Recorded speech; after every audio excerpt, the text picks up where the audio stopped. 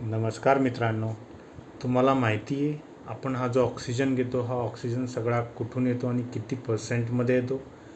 साहजिकच आपल्याला मनात उत्तर आलं असेल की आपल्याला जे फॉरेस्ट आहे किंवा झाडं आहे, ट्रीज आहेत, यांच्यापासून आपल्याला सगळा ऑक्सिजन हा मिळत असतो. परंतु तसं नव्हे.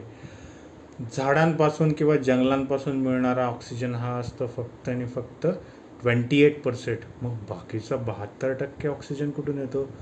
तर बाळांनो, मित्रांनो, हा ऑक्सिजन येतो आपल्याला समुद्रातील जे शैवाल आहेत, मराईन अल्गीज जे आहेत, ते फोटोसिंथेसिस करतात आणि त्यांच्यापासून आपल्याला 78% ऑक्सिजन जो आज ॲटमॉस्फिअरमध्ये आहे that comes from the photosynthesising algae which is present in the ocean. आहे ना इंटरेस्टिंग फॅक्ट? आपल्याला वाटतं की झाडांपासून येतो, पण तो येतो मराईन अल्गीपासून.